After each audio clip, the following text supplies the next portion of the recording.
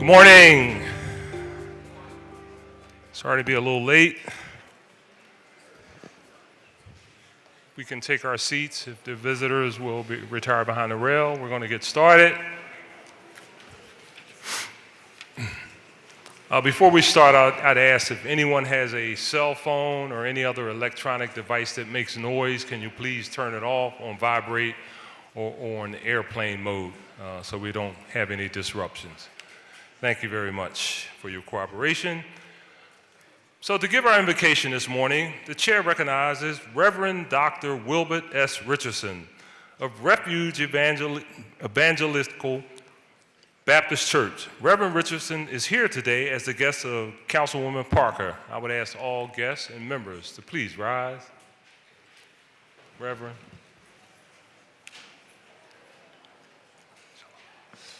First, I would just like to give honor and thanks to, thank you. First, I'd like to give my great gratitude and thanks to the president of this council for having me and my council person for inviting me, Sherelle Parker, and all of the distinguished council persons who are represented here today, and certainly the audience of this august body who have come to hear the proceedings that follow. Let's pray. Heavenly Father, we are admonished in our word, in your Bible, that every time we assemble, we are to pray for our elders and those who are in authority over your people. It is for this reason we bow this morning to pray for our elected representatives and those you have ordained for these positions, who preside daily within these sacred walls. This councilmatic assembly today, we give you praise and honor and thanks as they convene for the business at hand. First, I would like to pray for our council persons and their staffs, that you would endow them with wisdom to aid the disenfranchised, to give assistance to those who are struggling, the sociological maladjusted, those who are physiological abnormal, and for all of those in this great diverse city, that they would give assistance and security to every mosque, every synagogue, every parish, every temple, and every church within their districts. Heavenly Father, we pray for the people that have gathered today. We desperately need their wisdom, their strength, and their courage, for they are elected officials given over to give ear to those of us who may not be able to speak for ourselves. We pray, Lord, for our children, our millennials, our post-millennials, who need better education and the safety of going to school. We pray for their parents who need higher paying jobs and the hope of a future. We pray for affordable housing and security for our elderly. Lastly, we pray for the representatives' agenda today. You know their needs and you know what they have on their hearts and minds. Give them great wisdom and let them be able to lead with passion and courage within the sacred walls, these sacred walls, that they may be able to give the responsibility to those who are responsible, to encourage those who need encouragement. In the mighty and matchless name of God the Father, we pray. Amen. Amen. Reverend, thank you so much for those inspiring words. We really appreciate them. Council shall be at ease.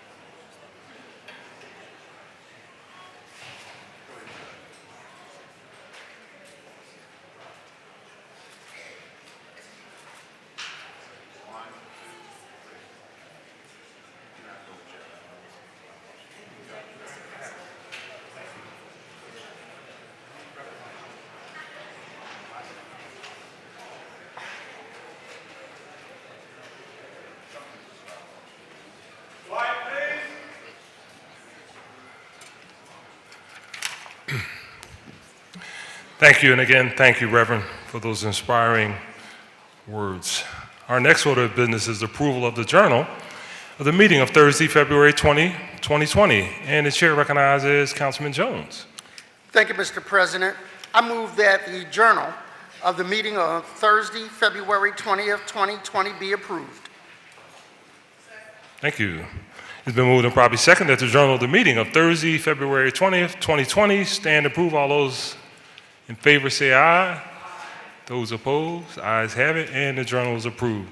And our next order of business is request for leave of absence, and the chair recognizes Councilwoman Parker. Thank you, Mr. President. On behalf of the members of council, there are no requests for leaves of absence. I think Councilman Heenan. Yeah, I think Heenan. Request for a leave of absence for Council Member Bobby Heenan. Thank you. Thank you, Councilwoman. The record shall reflect that. At this time, I would like to dispense with the regular order of business, and I would like to thank everyone who is taking time out of their busy day to witness their government in action. We genuinely appreciate you being here. We hope your stay here today is a pleasurable one and a knowledgeable one. So again, thank you so much.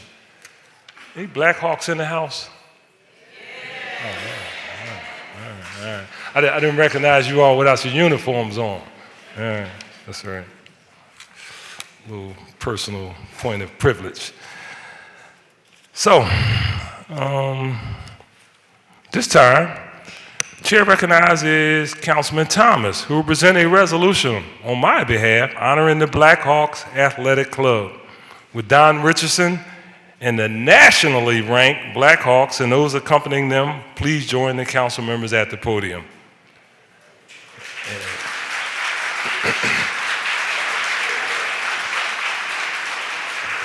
And joining Councilman Thomas, we have Councilwoman Gilmore Richardson, Councilwoman Gim, Councilwoman Brooks, Councilman Dom, and Councilman Green.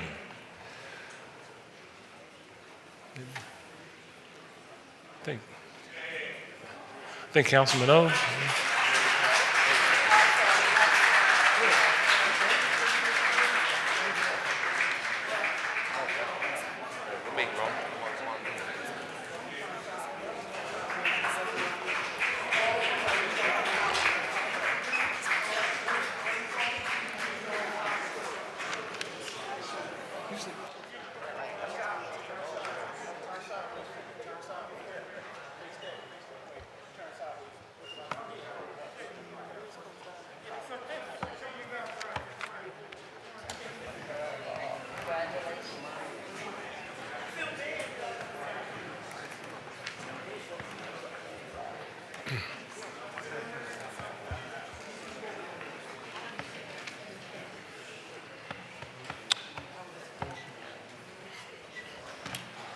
Good morning.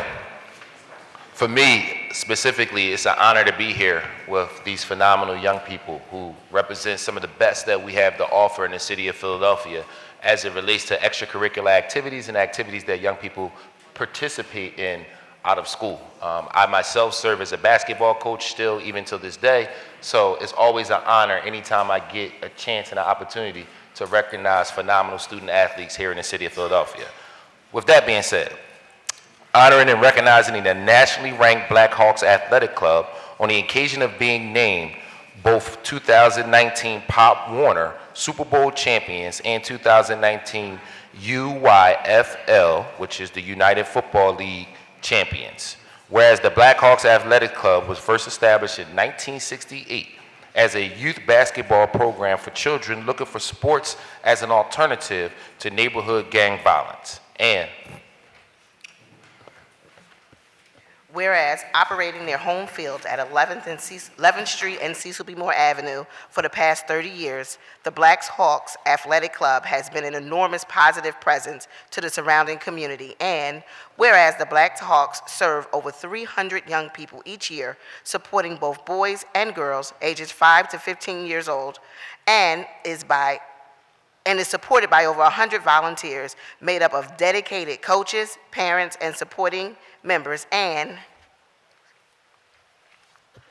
whereas the BLACKHAWKS Athletic Club capitalizes on the organization's inherent philosophy of fun and equality through fundamental training and team-building experiences by enhancing youth health, safety, and wellness through sports. And whereas the long-term goal of the Blackhawks Athletic Club is to inspire and equip each of their members to be positive and productive members of the community and citizens of the city of Philadelphia as they transition to adulthood. And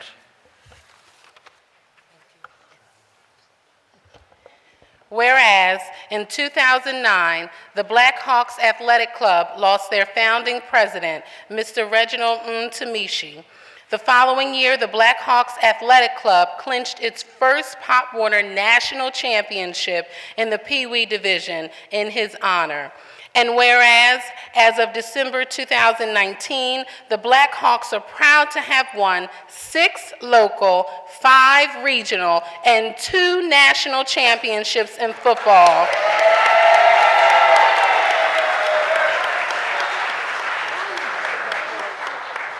And 3 local championships in cheer. And whereas they begin 2020 celebrating their highest award to date, Blackhawks Pee Wee football team and their head coach, Reggie Smith, winning the 2019 Pop Warner Super Bowl championship. Furthermore, the Blackhawks 13 Unlimited Elite team and head coach Keon Savoy won the 2019 UYFL United Youth Football League National Championship. This marks the first time in the history of the city of Philadelphia that one organization garnered 2 national championships in one season. Now, therefore, be it.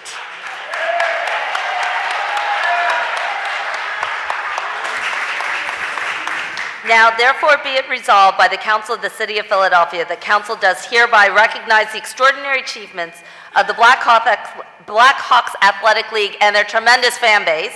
And further be it resolved that an engrossed copy of this resolution to be presented to the Blackhawks Athletic Club on behalf and with the sincerest appreciation, honor, and gratitude of this City Council body. Thank you, everybody. Congratulations.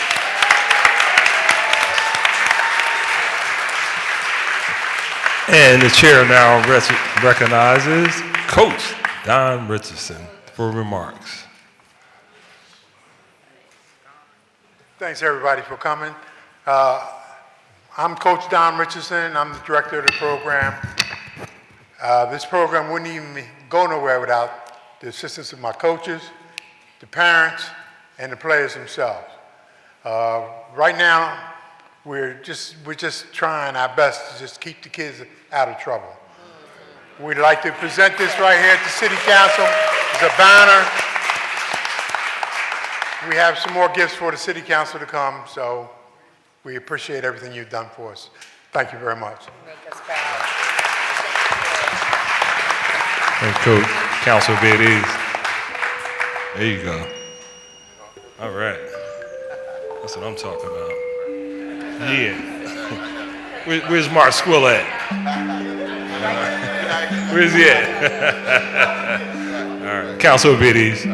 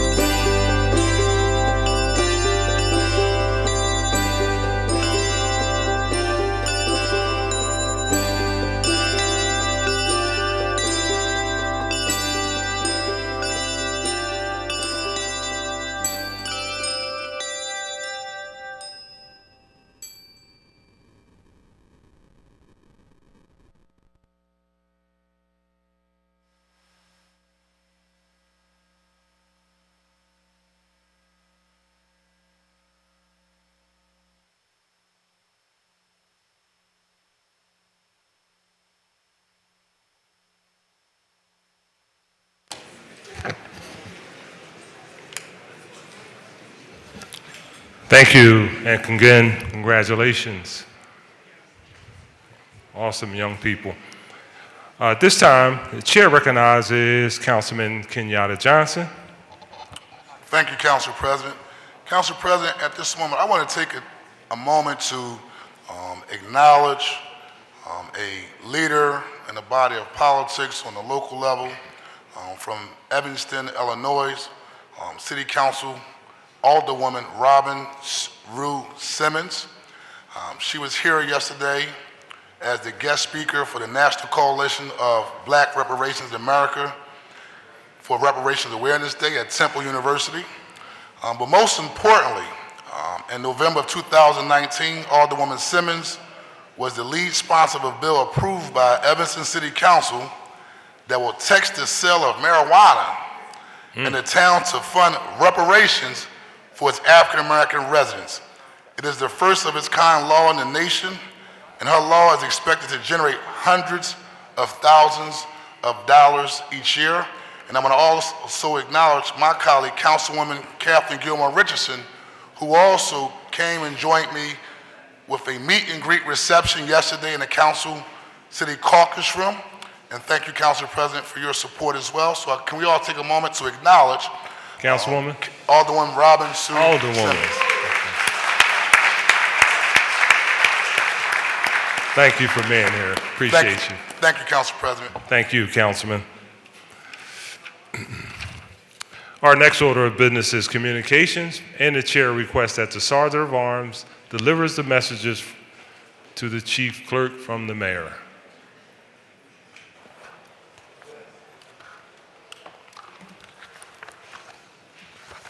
And Mr. Decker, please read those messages. To the President and members of the Council of the City of Philadelphia, pursuant to Sections 4604 and 2307 of the Home Rule Charter, I am today transmitting to the Council the recommendation of the City Planning Commission on the following bills. Bill numbers 200004, 200009, 200013, 200019, 200082, 200092, 200094, 200095, and 200120. And I am pleased to advise you that on February 26, 2020, I signed the following bills which were passed by Council at its session on February 13, 2020. Bill numbers 200008 and 200015. And I am transmitting for the consideration of your honorable body an ordinance approving the Ninth Amendment of the redevelopment proposal for the Point Breeze urban renewal area, being the area generally bounded by Washington Avenue, South 25th Street, Reed Street, the rear property lines of the 1400 and 1500 blocks of South Taylor Street, Tasker Street, South 25th Street, Moore Street, and South Broad Street, including the Ninth Amendment to the Urban Renewal Plan, which provides inter alia for changes that would make it consistent with the Point Breeze redevelopment area plan and generally consistent with the most recent comprehensive plan approved by the City Planning Commission of the City of Philadelphia, and an ordinance authorizing the Commissioner of Public Property to acquire fee simple title or a lesser real estate interest to all or a portion of a parcel or parcels of land located in the vicinity of Colliver Road between Red Lion Drive and Chalfont Drive, commonly known as the Liberty Bell Youth Organization Recreation Center. And an ordinance amending Section 12701 of the Philadelphia Code entitled Designation of Bicycle Lanes to authorize bicycle lanes in the vicinity of Passyunk Avenue from 61st Street to Essington Avenue and Essington Avenue from Passyunk Avenue to Bartram Avenue, and making associated changes to parking regulations within the same limits. And an ordinance amending Section 12701 of the Philadelphia Code entitled Designation of Bicycle Lanes to authorize bicycle lanes in the 3rd Council District in the vicinity of South 49th Street from Pasquale Avenue to Grays Avenue, Grays Avenue from 49th Street to Lindbergh Boulevard, and Lindbergh Boulevard from Grays Avenue to Elmwood Avenue, and making associated changes to parking regulations within the same limits, all under certain terms and conditions. Thank you, Mr. Decker. You have any additional communications? I have none, Mr. President. Thank you very much. And our next order of business is the introduction of bills and resolutions. And the chair recognizes Councilwoman Parker. Thank you, Mr. President. I have two bills. Thank you, Councilwoman. An ordinance establishing a no truck parking regulation on the 800 block of East Godfrey Avenue, both sides. For the committee. And an ordinance amending Section 9213 of the Philadelphia Code entitled Farmers Markets by adding a permissible location on Ogons Avenue. Referred to committee. Chair recognizes Councilwoman Gilmore Richardson. Thank you, Mr. President. Today I introduce 2 bills and 1 non-privileged resolution, co-sponsored by members Dom, O'Neill, and Parker. Thank you, Councilwoman. Thank you. An ordinance amending Chapter 20, 1100 of the Philadelphia Code entitled Civil Service Preferences to provide for a civil service preference for the children and grandchildren of members of the Armed Forces of the United States who were killed or who died in the line of duty.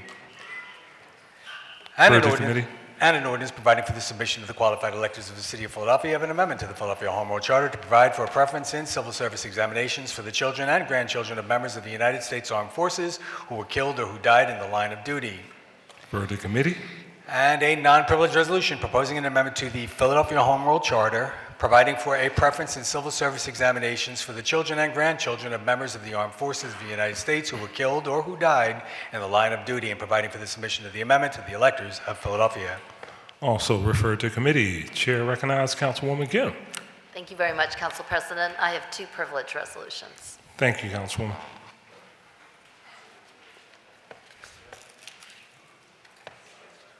A privileged resolution authorizing the Committee on Children and Youth to conduct hearings regarding the city's investment in expanding developmentally appropriate, trauma-informed, and evidence-based programming for youth experiencing violence and gun violence in their communities. Today's calendar. And a privileged resolution authorizing the Committee on Children and Youth to hold hearings on the impact of sonic devices on young people on public property. Today's calendar. And the chair recognizes Councilman Jones. Thank you, Mr. President. I have 1 bill. Thank you, Councilman.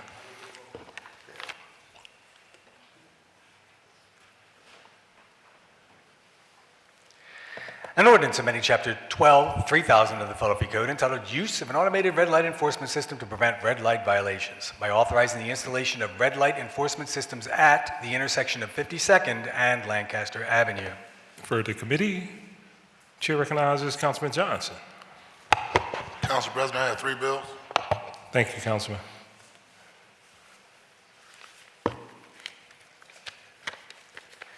An ordinance approving the 9th Amendment of the redevelopment proposal for the Point Breeze urban renewal area, being the area generally bounded by Washington Avenue, South 25th Street, Reed Street, the rear property lines of the 1400 and 1500 blocks of South Taylor Street, Tasker Street, South 25th Street, Moore Street, and South Broad Street, including the 9th Amendment of the urban renewal plan, which provides a relia for changes that would make it consistent with the Point Breeze redevelopment area plan and consistent with the most recent comprehensive plan approved by the City Planning Commission of the City of Philadelphia.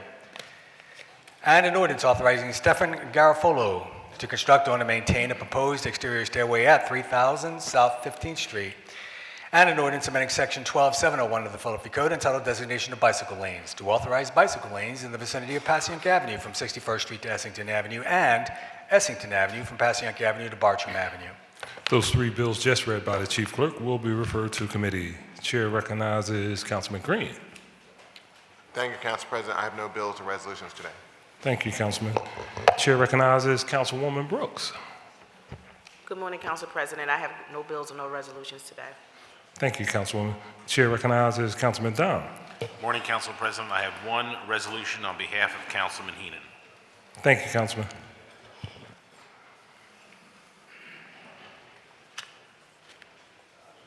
A privileged resolution honoring Barry Bessler on the occasion of his retirement as Director of Policy and Compliance for the Department of Philadelphia Parks and Recreation and recognizing his 40 years of service to the City of Philadelphia.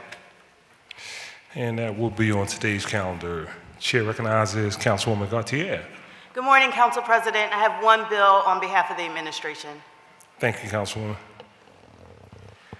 An ordinance amending Section 12701 of the Philadelphia Code entitled Designation of Bicycle Lanes to authorize bicycle lanes in the 3rd Council District in the vicinity of South 49th Street from Pascal Avenue to Grays Avenue, Grays Avenue from 49th Street to Lindbergh Boulevard, and Lindbergh Boulevard from Grays Avenue to Elmwood Avenue, and making associated changes to parking regulations within the same limits.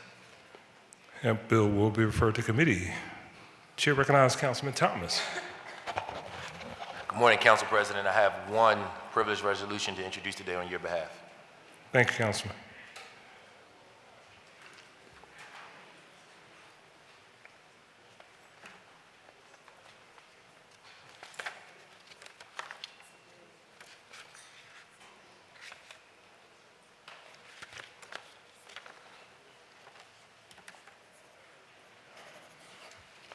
An ordinance establishing a no parking regulation on the east side of North 31st Street between Jefferson Street and West Thompson Street.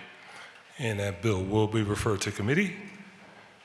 And the chair recognizes Councilman Squilla. Thank you, Mr. President. I offer one bill on behalf of Councilmember O'Neill. Thank you, Councilman. Councilman, how you like those BLACKHAWKS? All right. I got to get it in because I know next week you'll be coming back Yes, with a champion from South Philly. Yeah, we got two of them. All right.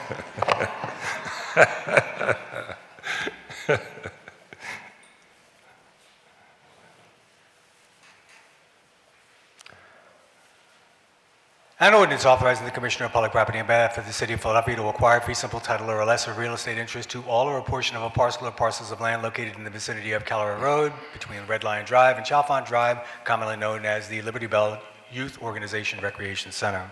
For the committee. And chair now recognizes Councilman Squilla. Do you have any additional for your district? That's it? No bills or resolutions today. Thanks, Councilman. Chair recognizes Councilwoman Bass. Thank you, Mr. President. No bills or resolutions this week. Thank you, Councilwoman. Chair recognizes Councilman O. Thank you very much, Council President. I'll offer one privileged resolution co-sponsored by Council members Isaiah Thomas, Kendra Brooks, and Cindy Bass. Another resolution co-sponsored by Council members Kenyatta Johnson, Mark Squilla, Derek Green, Bobby Heenan, and Catherine Gilmore Richardson, as well as a bill, and I'd like to be heard after the titles are read. Thank you. Thank you, Councilman. An ordinance amending Chapter 61100 of the Philadelphia Code entitled Nuisance Health Establishments by adding a definition for supervised injection sites, creating a presumption that they are nuisance health establishments, and establishing criteria to obtain the support of the community by requiring a hearing before City Council. For the committee. And a privilege resolution honoring and celebrating the life of James Pointman Abram for his selfless dedication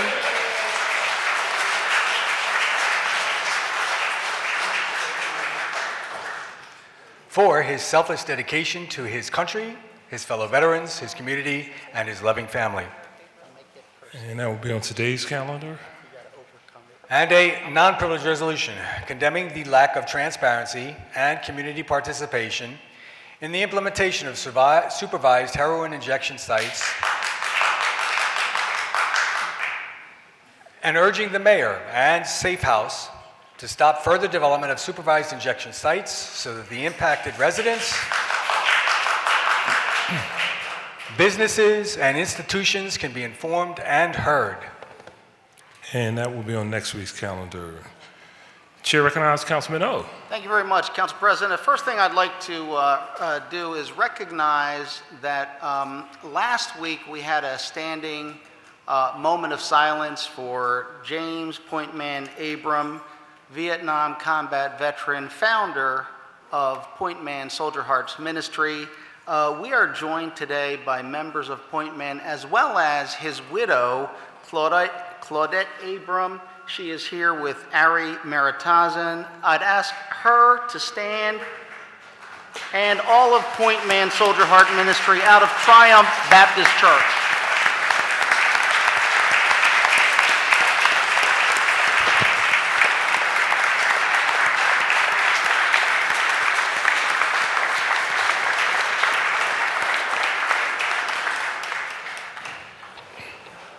Thank you very much. I would like to speak on my bill just to save everybody time. I'll just explain it publicly. Sure. Last week on Friday, I was listening to the news and I heard about a memo to the police about what they should do with a supervised safe injection site. First time I heard of this. Over the weekend, I learned that there is a site in mind, and by the beginning of this week, there was an address. And the judge's order was finalized Tuesday evening, and by Wednesday, Safe House announced that they were operating the following week. People find it incredible, unbelievable that council did not know anything about this. They're very doubtful. How could my council member not know that this was happening. And one of the reasons is because this was done very secretly. I believe it was done intentionally so that the public could not have input. And what happened is it was done through an existing portion of the code because the location is St. Agnes Hospital. What I am saying through this bill is there is no such thing contemplated in the Philadelphia Code. There has never been, until that order was finalized, the idea that a location would invite and rely on people, patients, bringing illegal drugs with them, the content of which nobody knows, fentanyl, rat poison, nobody knows what's in there, to come on premises and inject themselves under medical supervision, but leave at will, regardless of their condition, whether they're going to walk across the street or get in a car and drive. The community, so for whoever is in favor, who supports safe injection sites, whoever opposes, I think generally people would agree that it's just shocking that this site is opening a week after the federal order without any hearings, information, or knowledge to the public, because it is going into an existing health facility. What I am saying is that type of health facility, it's never been done in this country. It is uncontemplated in the Philadelphia Code, and therefore I've introduced a section of Title VI, the Health Code, in Chapter 6, which is a section that deals with identifying nuisance health establishments by stating that unless a process established under Section 3 is followed, a supervised injection site is presumed to be a nuisance health establishment because it relies on drug-addicted individuals bringing illegal controlled substances into the health establishment to consume on premises and depart at will, regardless of their condition and safety of themselves and the public. Any plan to operate a supervised injection site shall be publicized to every resident, business, and institution within a 1-mile radius of the proposed location at least 6 months prior to the planned operation of such a site. The proposed supervised injection site shall provide a detailed plan of operation to the residents, businesses, and institutions 3 months prior to holding a public hearing.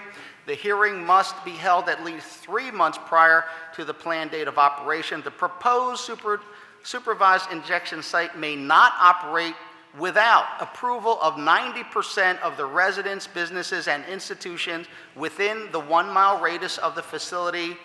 And if criteria A through D are satisfied, then City Council shall vote to approve or disapprove the operation of the proposed supervised injection site unless its operation is already determined to be in violation of the Commonwealth or federal criminal laws, in which case such facility shall not operate. Thank you. Thank you, Councilman. Chair recognizes Councilman Johnson. Thank you, Council President. I want to also personally thank my colleague, and I thank his legal mind for stepping up to the plate and really looking at our code to address this issue. And I'm the district council person who represents the area in which the proposed safe injection site is being proposed. As I mentioned, these last several days, this process has not been transparent. You have the health commissioner that actually sit on the board of Safe House that have never at one time reached out to my office, talked about this plan coming to the 2nd Councilmanic District. More importantly, you have a site that has 2 daycare centers, as well as a senior life center, and down the street is a high school in which children populate day in and day out. We have received thousands of calls, hundreds of calls from parents and community residents concerned. As a father of 2 toddlers, it's not even up for debate if I would want my children to go to and from pre-K, stepping over needles, God forbid, one child finding a pack of heroin, or just to be exposed to the level of that type of lifestyle at such an early age. There has been zero community input in this process, and it's very disrespectful that there was a press conference announcing the opening of a site before the actual community meeting, in which will give the residents an opportunity to voice their concerns about this particular site. And I want to say for the record, this isn't about if you support individuals who are addicted to drugs. I'm African American. I come from an impoverished neighborhood in South Philadelphia, but there was not a crack safe house for individuals that ravished my community growing up in South Philadelphia. And I want to say that for the record. And so it's not about if you support individuals who have drug-addicted problems. There's more than $100 million that the Department of Behavioral Health in the city of Philadelphia receives to address this issue. We have great programs such as Gardenzia, Northeast Treatment Center, ODAT, that are already providing these type of services, but this particular site in itself is unacceptable just for the simple fact that you have children who are attending school in this facility, and their whole quality of life in that immediate area can possibly go down as a result of this particular proposal. I'm working very closely with my colleague, Councilman Mark Squilla, who borders my district, and so we both have constituents who have been calling us, and so we're working with a legal team to look at all the options that are available. Thank you, Council President, for allowing us and supporting us in this effort. I want to also acknowledge Councilwoman Maria Keona Sanchez as well.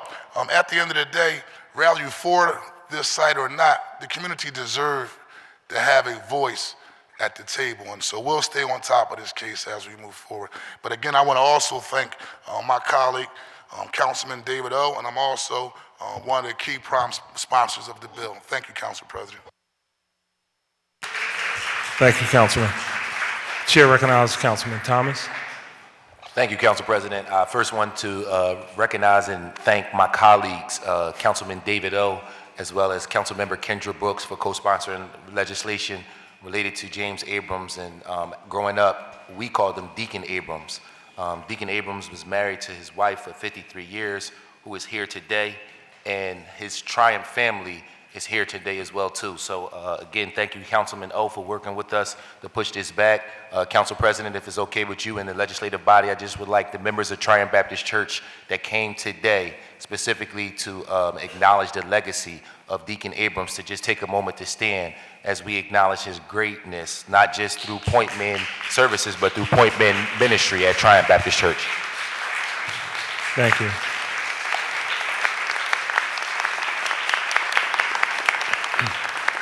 Thank you. Thank you again for being here today. Point Man, a lot of interesting conversations with him. Sometimes we weren't necessarily on the same page, but the conversations were very interesting. Thank you again. All right, that concludes our introduction of bills and resolutions, and we will now move to our reports from committee. And the chair recognizes Councilman Johnson for a report from the Committee on Rules. Oh, Councilman Jones, you want to? Thank you.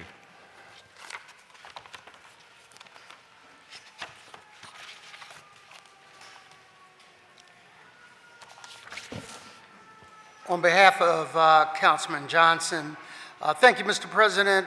The Committee on Rules reports 2 bills with a favorable recommendation.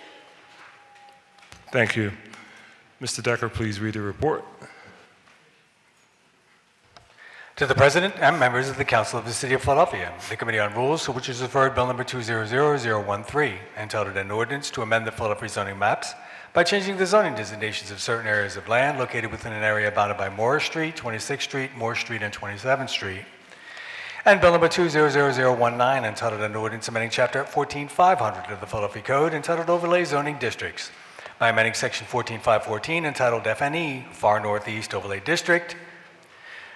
Respectfully reports it has considered and amended the same and returns the attached bills to Council with a favorable recommendation. Thank you. The chair again recognizes Councilman Jones. Thank you again, Mr. President. I move that the rules of council be suspended as to permit first reading of on this day, bill numbers 200013 and 200019. Thank you. It has been moved and properly second that the rules of council be suspended so as to permit first reading this days of bills number 200013 and 20019. All those in favor say aye. Aye. Those opposed, ayes have it, and these bills will be placed on our first reading calendar today. Chair now recognizes Councilman Thomas for a report from the Committee on Streets and Services. Thank you, Council President. The Committee on Streets and Services reports 12 bills with a favorable recommendation. Thank you, Councilman. Mr. Decker, please read that report. The Committee on Streets and Services, to which is referred Bill number 200004, entitled an ordinance authorizing the striking from City Plan number 120 and abandonment of a certain right-of-way reserved for various public utility purposes extending from 20th Street to 21st Street, south of Oxford Street. And Bill number 200020, entitled an ordinance establishing no truck parking and tow-away regulations on Chesterfield Road. And Bill number 200021, entitled an ordinance establishing no truck parking and tow-away regulations on Grant Avenue. And Bill number 200023, entitled an ordinance establishing parking regulations in the vicinity of Olney Avenue and North 15th Street, Nedrow Avenue and Old York Road, Chew Avenue and North 18th Street, Abbotsford Avenue and Schuyler Street, Carlisle Street and Duncannon Street, Lindley Avenue and North 15th Street, North 19th Street and Chew Avenue. And Bill number 200024, entitled an ordinance establishing parking regulations in the vicinity of Indiana Street and Broad Street, North 15th Street and Tioga Street, North 16th Street and Ontario Street to Butler Street. And Bill number 200087, entitled an ordinance amending section 9205 of the Philadelphia Code entitled Sidewalk Sales to permit vending in certain areas in the vicinity of 56th Street between Haverford Avenue and Vine Street, 57th Street between Haverford Avenue and Vine Street Street between 56th Street and 57th Street. And Bill number 200091, entitled an ordinance establishing parking regulations in the vicinity of South 13th Street and Kimball Street, Juniper Street and Catherine Street, Carpenter Street and South 6th Street, East Passyunk Avenue and Kimball Street, South 12th Street and Catherine Street. And Bill number 200092, entitled an ordinance authorizing Independence Park Hotel to construct, own, and maintain a proposed exterior building ramp at 235 Chestnut Street. And Bill number 200120, entitled an ordinance authorizing the striking from City Plan number 185 and abandonment of a certain right-of-way reserved for drainage purposes in the area lying east of Pelham Road and northeast and southeast of Horter Street, and plotting upon the said city plan a new right-of-way for sewer and drainage purposes. And Bill number 200145, entitled an ordinance authorizing the vacating of Charles Street, also known as Markle Street, between Manayunk Avenue and Dexter Street. And Bill number 200146, entitled an ordinance amending section 2 of an ordinance, Bill number 190450, approved July 17, 2019, entitled an ordinance authorizing the revision of lines and grades in a portion of City Plan number 15S by placing on the City Plan Alter Street from 17th Street to 18th Street in order to conform more closely with existing conditions, by revising the terms and conditions stated therein and making certain technical changes. And Bill number 200148, entitled an ordinance authorizing the revision of lines and grades in a portion of City Plan number 359 by relocating the southwesterly house line of Byberry Road approximately 2 feet southwestwardly between a point approximately 401 feet northwest of the Roosevelt Boulevard to a point approximately 550 feet further northwestwardly therefrom, thereby widening said Byberry Road between such points, including the dedication to the city of the bed of the widened portion of Byberry Road being placed on the city plan. Respectfully reports it has considered the same and returns the attached bills to council with a favorable recommendation. Thank you, Mr. Decker. The chair again recognizes Councilman Thomas. Thank you, Council President. I move that the rules of council be suspended so as to permit the first reading this day of the 12 bills that were just read into the record by the clerk. Thank you. It's been moved and probably second that the rules of council be suspended so as to permit the first reading of the 12 bills just read by the chief clerk. All those in favor say aye. Those opposed, ayes have it, and these bills will be placed on our first reading calendar today. Chair now recognizes Councilwoman Gilmore Richardson for a report from the Committee on the Environment.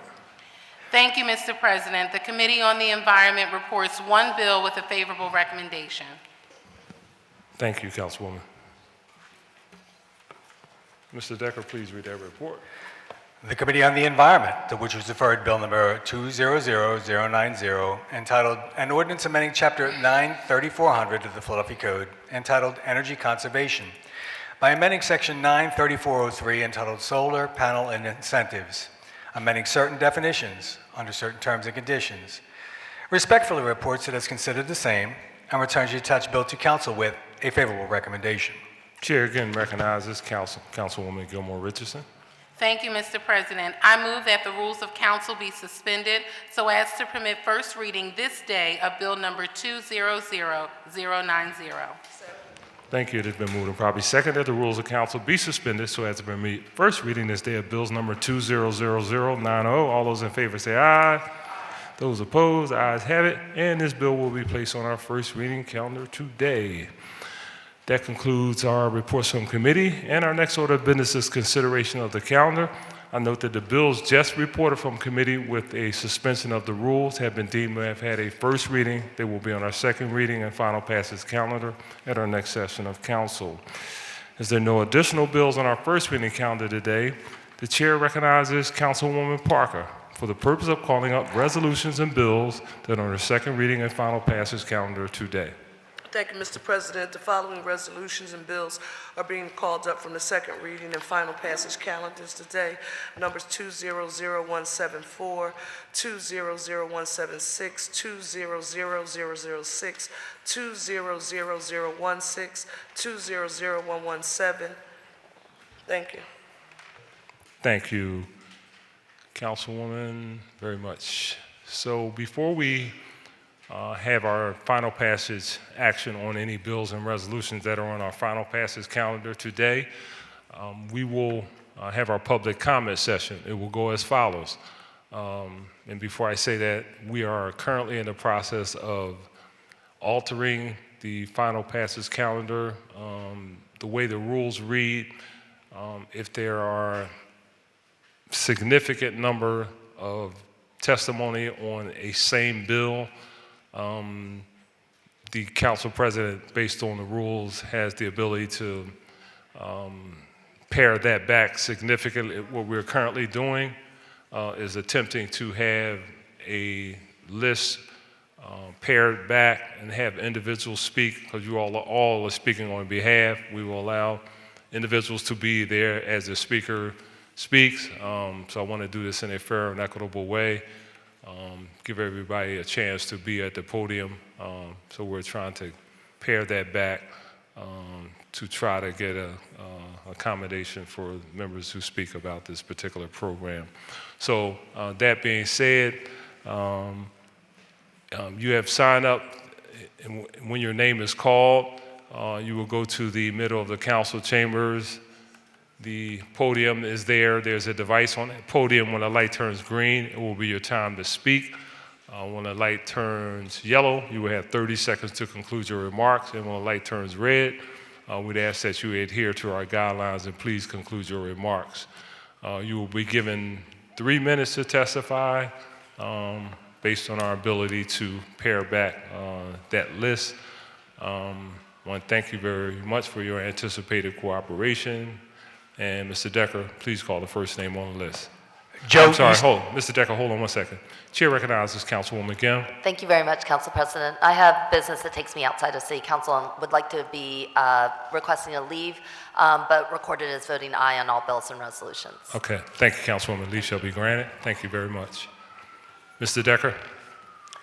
Joe Eastman, commenting on 200006. Good morning. My name is Joe Eastman. I think most of you know I'm retired military, live in South Philadelphia and a taxpayer. Before I start, I'd like to ask every veteran in this room, every family member of a vet who wishes to do so, every supporter of a vet to get up and stand up. Just let us recognize you.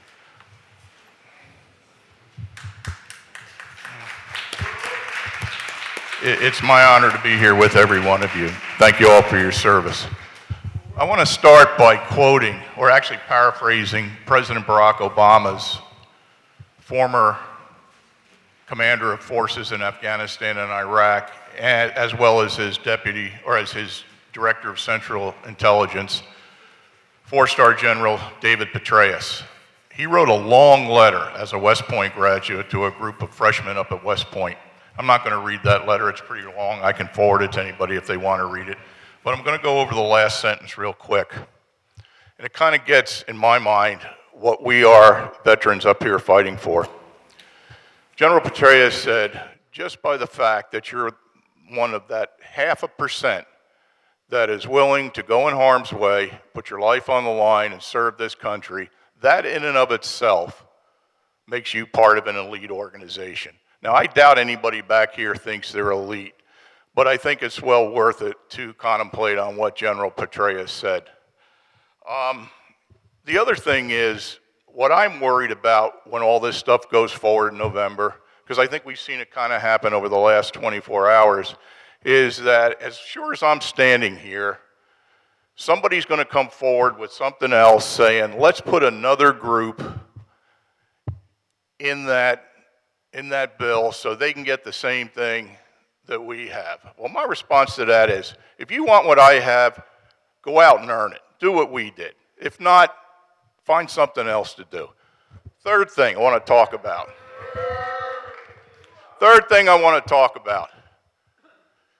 There was an article that was floated around last Saturday by a lady named Jenny DeHuff.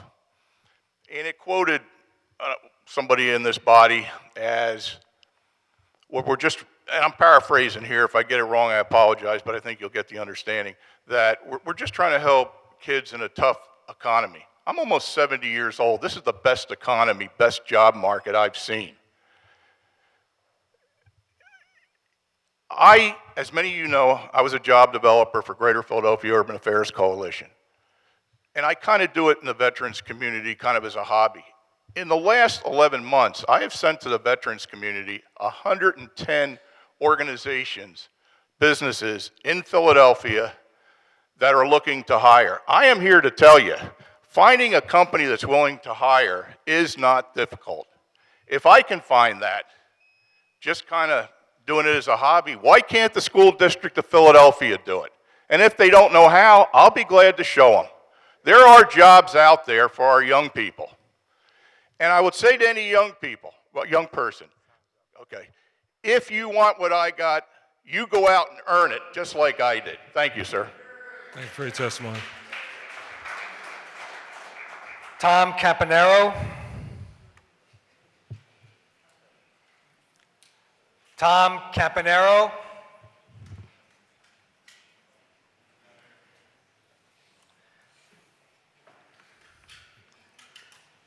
Monty Wilson. Commenting on 200016.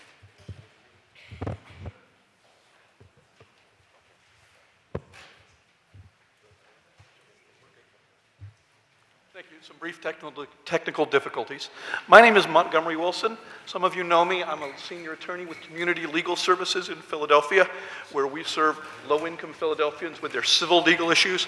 I personally have represented hundreds of homeowners who are dealing with preserving their homes. We all remember the predatory lending days and the bill that City Council passed over a decade ago to fight predatory lending, and the actions that you took in Common Pleas Court to help homeowners. And my most recent project has been focused on helping people to pay their property taxes and both allow them to stay in their homes and pay their property taxes. My mother warned me never to follow children and animals, and I think I've also learned today, don't follow football players. So let's hear it for the Blackhawks. I'd like to say that on a personal note. What I'm here today for, though, is to urge you to put money back in the pockets of Philadelphia's working families.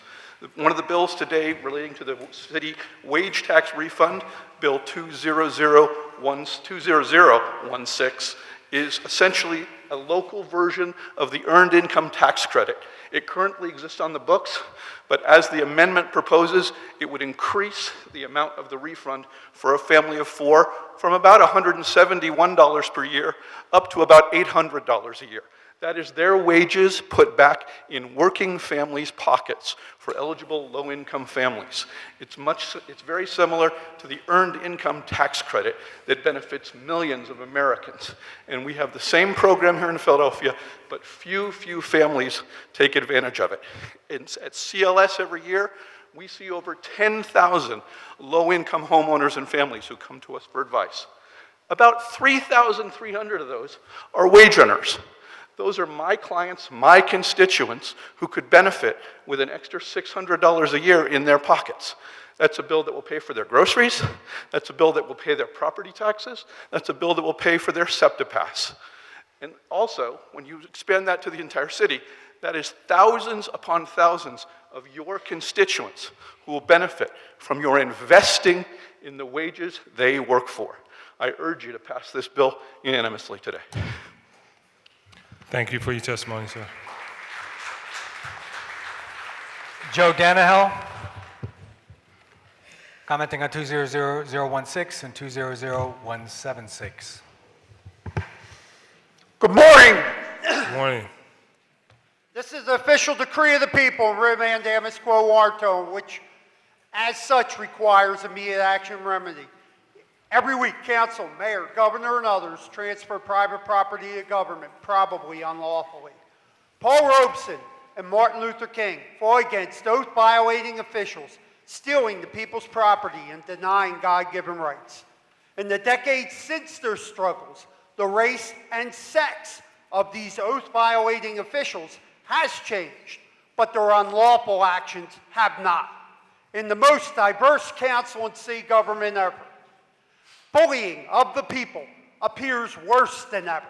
Aaron V. Cooper, 358 U.S. 1, requires your prosecution for violating your oath to God. Would Martin Luther King approve of your apparent unlawful behavior? If violating one law one time would send your constituents to jail, why hasn't the Attorney General prosecuted your oath violators in my case? The constitutions require immediate remedy of this breach of law, breach of clothes, breach of fiduciary duty. Your oath of office requires you to act or face prison.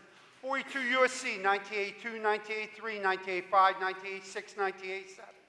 18 U.S.C. 241, 242, 23A1, 23A4. PA Constitution, Article 1, Sections 1 through 28. 26 PA CSA 703, 705, 708, 709, 711, 712, 713, 716, 902, and other laws listed in SCOTUS 158965, 141330, 144056 appear violated.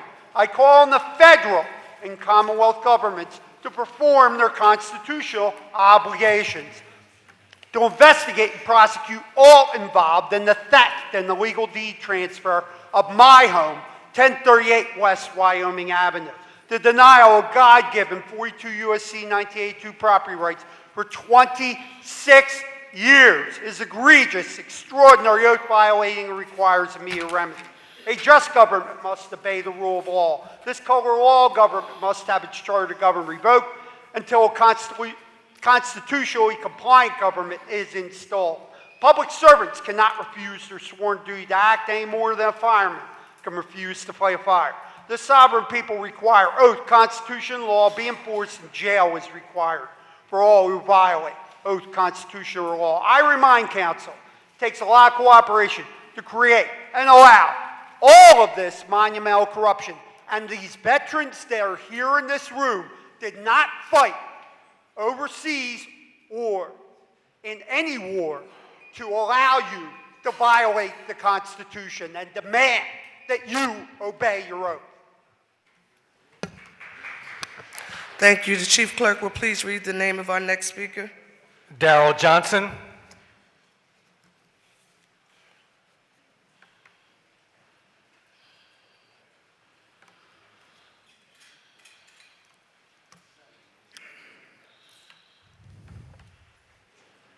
Commenting on 200006.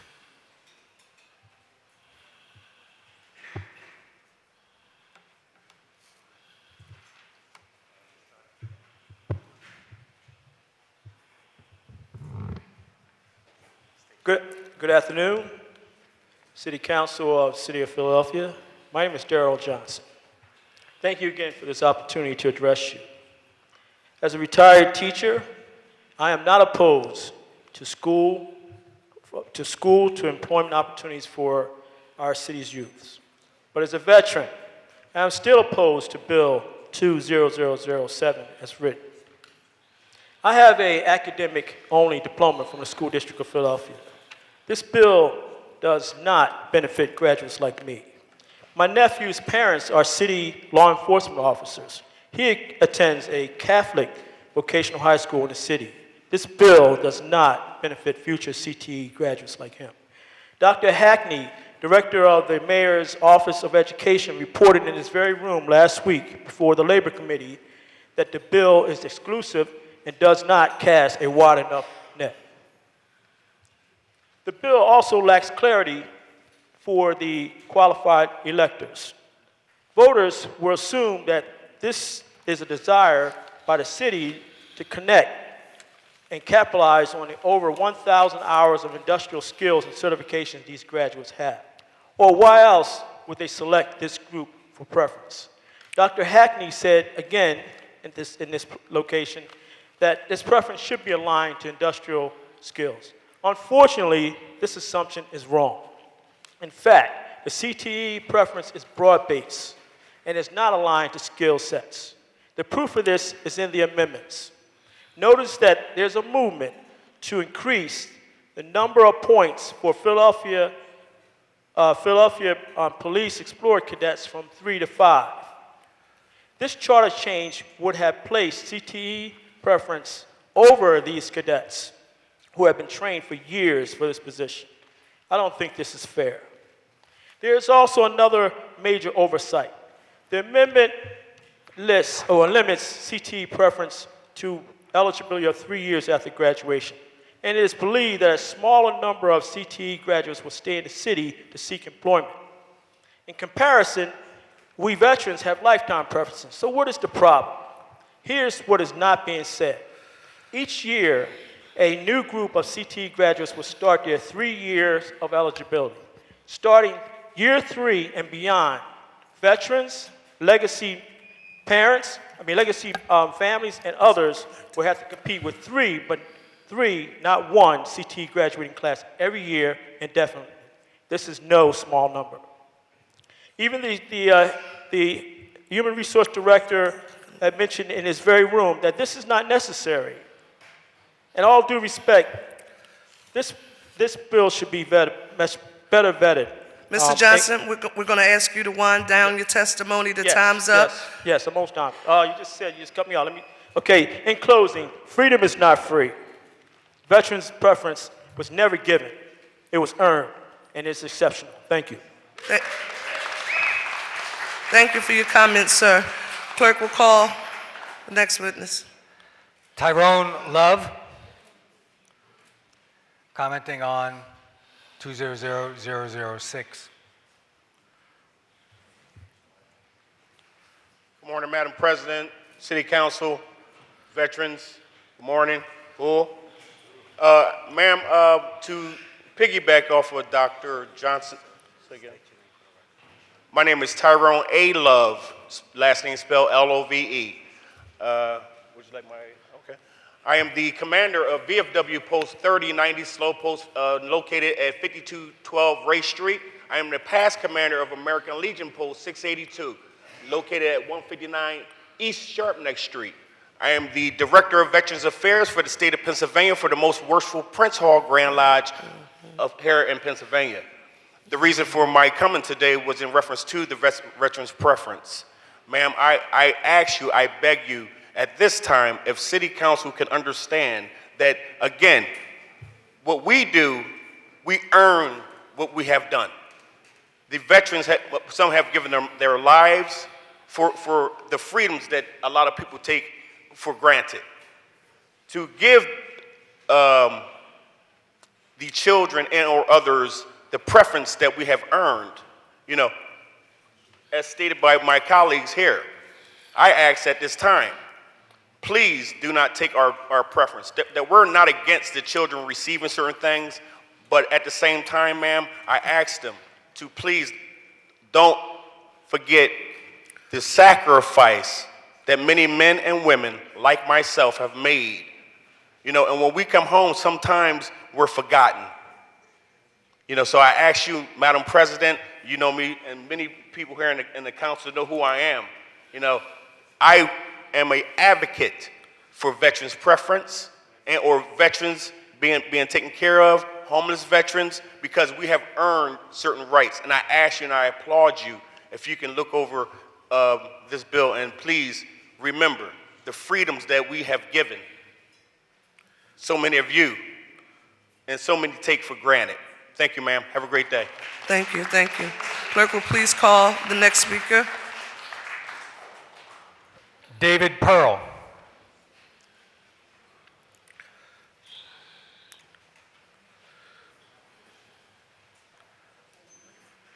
Commenting on 200006. Good afternoon. This time I made it by 3 minutes the other way. It was 3 minutes of last time. My name is David Pearl. I am the State of Pennsylvania appointee to the National Legislative Committee for the Veterans of Foreign Wars. I like that. I was here last week, as you know, and told you I was here representing our Commander-in-Chief and told you that their interest in what's going on here in Philadelphia is real. So what they sent me was they wanted me to point out to everybody here in chambers that under the U.S. Constitution, the 14th Amendment is something you might want to look at because it's going to defend the right of veterans and focuses on what you're trying to do here. Also, Title 42 of the U.S. Code, subsection 1983, also specifically addresses what you're going to do or what you're attempting to do here. So what I want to do, and I'd like all the comrades that are in the room here with me, everybody who served as a veteran, please stand up. I want to point something out to everybody. So, members of council, to yourself, ma'am, everybody that's here, including myself, when they went into the military, put up the right hand to protect and defend this Constitution. Everybody you're looking at signed a blank check saying they would take a bullet to defend this Constitution. That's how they earn that right for that veteran's preference. I've been in discussion with a lot of you. You all support veterans. Don't ever lessen the value of that thank you that you give us, because like the people before me had said, they earned it. This can be dealt with in another way, but to lessen the 10-point preference for veterans is a slap in our face.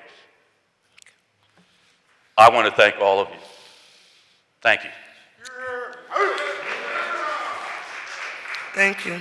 Clerk, please call the name of the next speaker. Nathaniel Smith.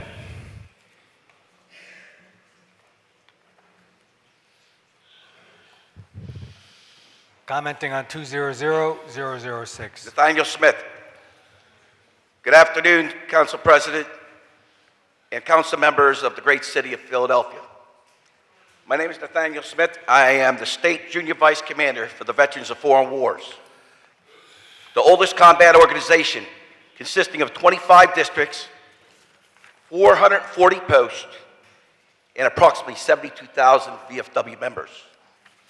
I'm here on behalf of my commander, Wayne Perry, and to echo those sentiments of our National Legislative Chairman, David Pearl.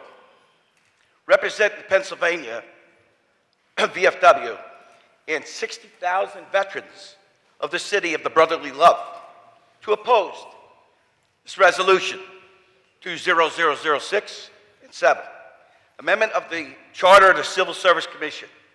I'm a retired U.S. Navy veteran, served 24 years, retired in 1999 as an E9, which is the highest rank that you can achieve in the enlisted community. Okay, my base pay after 24 years was $32,000, which looking back at it, if I was a civilian and I had a civilian job, I could have probably made that at McDonald's. I would probably have made twice that amount. I just recently retired from the Department of Labor and Industry Bureau of Occupational Industrial Safety as the director of the Boiler Division and Chief Boiler Inspector for the Commonwealth of Pennsylvania. After 20 years, if it wasn't for the extra 10 points as a veteran for my military service, I would have never got hired. I'm not opposed to giving career and technical education graduates extra credits, as I was one myself. My mother was a single parent. There was 8 of us left out of 12. I was the only one to graduate high school. She couldn't afford to send me to college. So I joined the U.S. Navy, and I'm very proud of what I've done. I applaud Councilwoman Richardson for her efforts and concerns for these students. However, it shouldn't be on the backs of the veterans of Philadelphia, who have made sacrifices for our freedom. The veterans have earned the 10 points due to their education, experience, and training, whether they served 4 years or 30 years. Thank you, sir. I'm going to ask you to please wind down your testimony. Okay.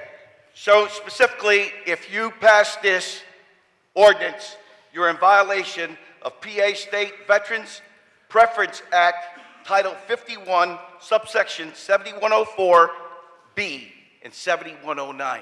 Thank you. Thank you for your testimony, sir. Will the clerk please call the name of our next speaker? Louis Lennell.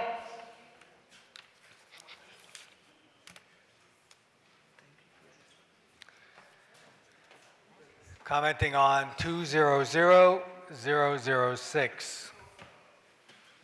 Mr. President, my name is Louis Lanny. I was born, like many people in this room, I was born, bred, educated here in the public schools of this city, and still standing. Furthermore, I was a policeman here in Philadelphia, separated by injury some years ago. I come here today to speak in opposition of the bill being considered that would offer preference to the CTE students of the Philadelphia Public Schools, a bill that I'm sure was very well intended. I think that singling out and offering a boutique preference to this small group of an entire group of Philadelphia Public School students does a disservice to the other students, the many thousands of students that attend our public schools. Furthermore, I believe that preference should only be offered under 2 circumstances. One being to recognize the extraordinary service to our community offered by a group, in my mind, veterans and police officers or firefighters or other city employees who were killed or murdered many times in the course of their employment, or veterans who were injured on the battlefield or killed. So I would urge you to reconsider what I'm sure was a well-intended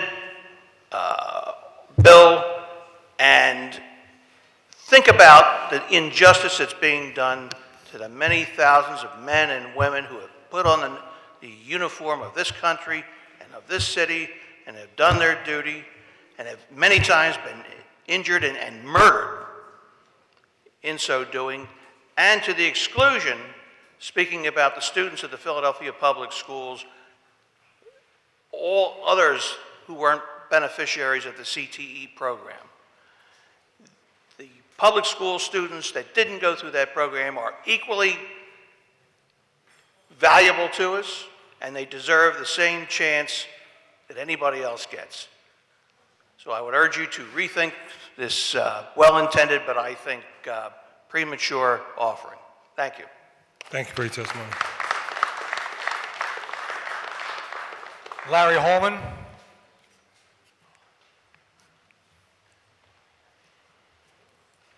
Commenting on 200006. Good afternoon. Good afternoon, Council President Clarke and all the other councilmen and all my fellow veterans that are here today. First of all, I just want to remind you of my testimony that I offered a couple of weeks ago. And, you know, it seems like here in Philadelphia, the birthplace of our nation, that we need to be cognizant of what it means to preserve this great nation and what it takes. And a lot of people have stepped forward to answer the call when our nation was threatened. Now, I want to keep my remarks brief and just by reminding you that there was a fellow named Steve Mason that wrote in the 1980s a book called Johnny's Song, Poetry of a Vietnam Veteran. And in that, there was a poem called The Casualty.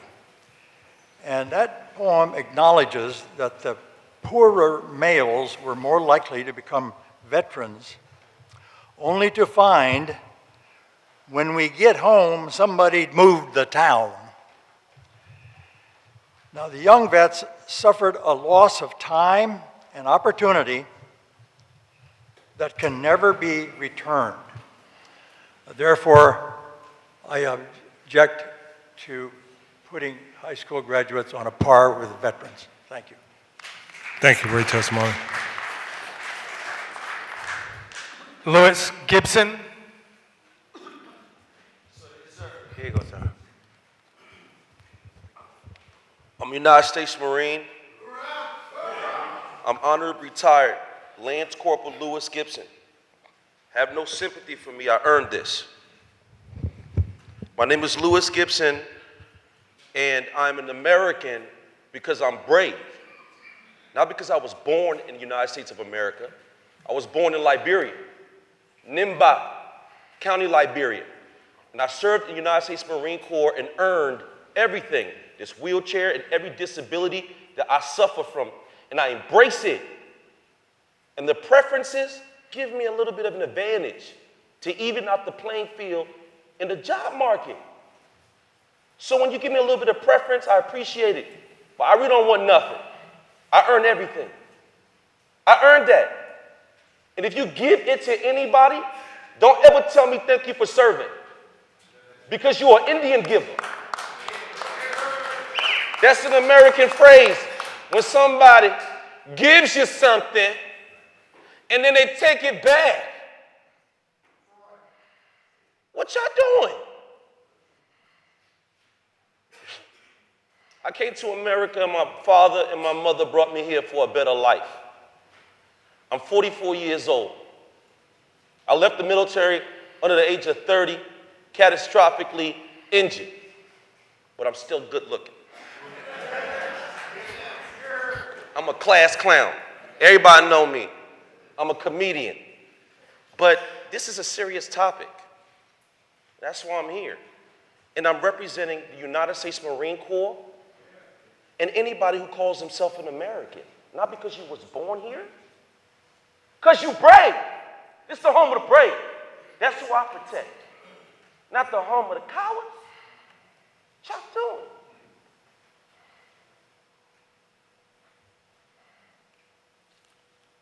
Take a look at me. Look at this African American. That really was born in Africa, the real deal. Look what America did to me. They gave me so many benefits. I'm rich. But I earned that. I'm Puff Daddy with a government check. For real. And everybody in this city know me. And I was born in Nimba County, Liberia. Thank you, America. The greatest country in the whole world. Look at me. Look at me. I'm 100% service connected, total and permanent, and all of my disabilities are static. And the VA told me I would never walk again. The greatest country in the world. I gotta wait till I get my VA check in the end of the month a little bit. Anybody needs anything Thank from you. the non. Lewis Gibson, US. I'm the guy in the wheelchair sitting next to Michelle Obama. She smells good. Thank you for your testimony, sir. Thank you for your service. Scott Sigmund.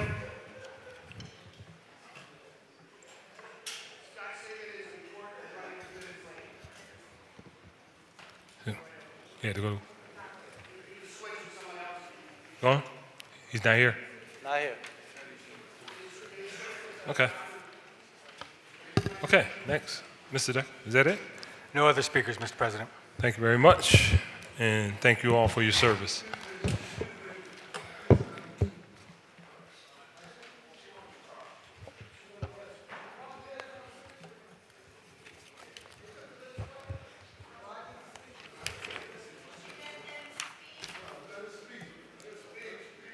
Now, hold on. Wait a minute. Hold on 1 second. All right, hold on 1 second. So I told you all early on, before we started, that we were going to pare the names back because we can't have 25 speakers on the same subject matter, and we pared that list back. So this concluded that list.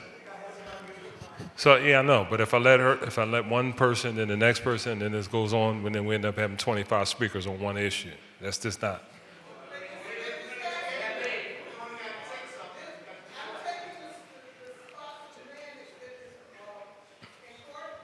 I'm just saying, man. You're not a ma'am. I gotta have some structure here, and it may be unpopular, but we understand. This will be an issue for a number of weeks, so people will have an opportunity to weigh in on this. Thank you.